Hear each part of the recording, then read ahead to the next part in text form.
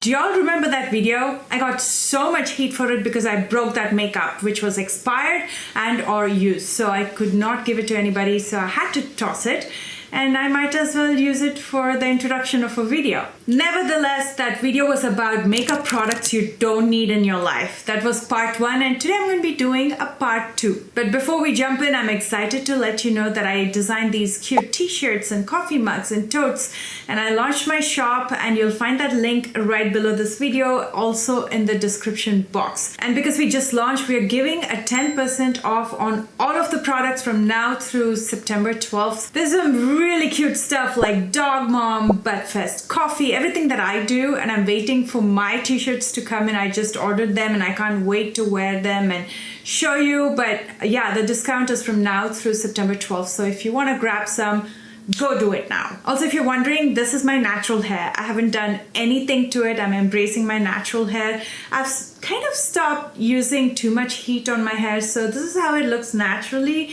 What do you think about it? Let me know in comment section. And now let's get to part 2 of makeup products you actually don't need in your life. First product you absolutely don't need in your life is foundations with inbuilt SPF. Cute idea, but if you actually want to get sun protection out of that foundation, you need to pump and cake up about 10 pumps of foundation on your face. Who would want to do that? Instead, just apply the SPF before you apply your foundation. It's that simple. And the foundations with inbuilt SPF especially cannot be used for special events where there's flash photography, because the SPF is going to reflect that light and you'll end up looking like a ghost. The second product you absolutely don't need in your life is makeup spatulas to apply foundation. Why? Just apply makeup with a brush, a sponge, or your fingers like a normal human being. Some things are just made for the gram or for the viral videos on TikTok just to make it aesthetically pleasing, but it's not practical. Even if you apply your foundation with a spatula, you still need to blend it with another tool like a brush or a sponge.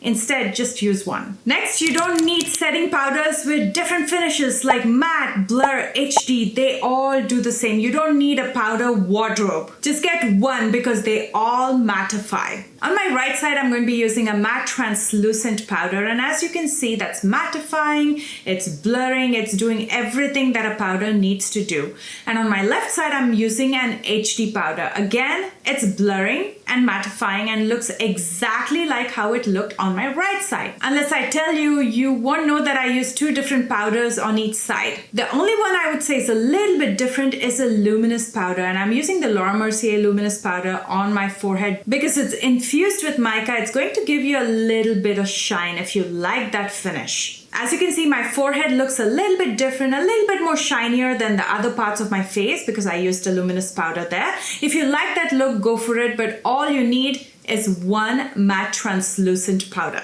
Next, something that I'm guilty of, something that I bought but I've never used it, is glitter glue. Most of the modern glitter that you get now is self-adhesive. You don't even need glue. I feel like a glue is sticky, it's tacky, especially if you have fine lines on your lid and you apply a glitter glue, it's going to settle in those fine lines and crease, and it's a mess. So save your money and don't buy glitter glue unless you absolutely need it. The next product that I cannot wrap my head around is magnetic eyeliner for your lashes. So magnetic eyeliners, if you don't know, are eyeliners, but you can attach your lashes onto it. But the problem is it's messy, it's clumpy, and it's uncomfortable on your lash line. It almost flakes off and it irritates the lash line. Instead, just apply a regular liner, or if you're not good with liner, you can also just smoke out some liner in your lash line by using a black eyeshadow. And then take any lashes, and this is a super easy way to attach the lashes.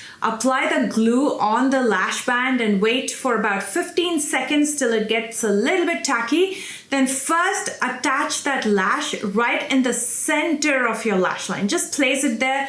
Don't do anything else with it. And then attach the sides. Don't try to attach the sides first. That's when it gets really messy. Attach the center and then attach the sides. Try it and let me know how it works for you. Another way I do it is I just apply the lash glue on my lash line, because whether you apply it on your lashes or on your lash line, it's going to touch your lash line. So I apply it like a liner on my lash line and then attach the lashes. Super easy. It It's the same concept as using a magnetic liner. At least it doesn't flake or it doesn't feel heavy on the lash line like there's something sitting on it. The next product, of course, this is a personal choice that I personally feel is a waste of, is neon mascara in bright colors. It's fun for the night. I've bought mascara just to attend a concert or a party just for that one night, and then it has sat in my drawer forever.